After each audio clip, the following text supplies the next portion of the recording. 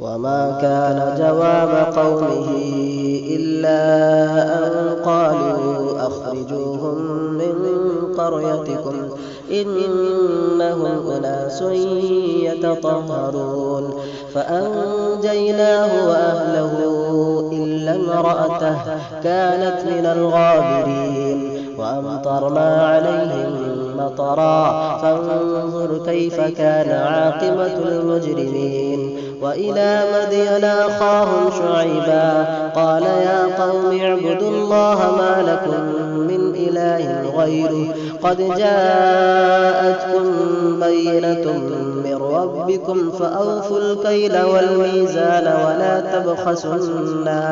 ولا تبخسوا الناس أشياءهم ولا تفسدوا في الأرض بعد إصلاحها ذلكم خير لكم إن كنتم مؤمنين.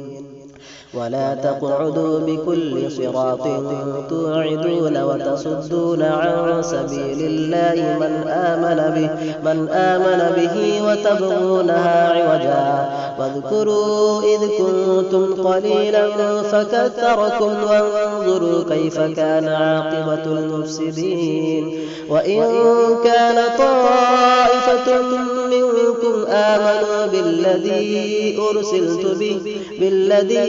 أرسلت به وطائفة لم يؤمنوا فاصبروا حتى يحكم الله بيننا وهو خير الحاكمين.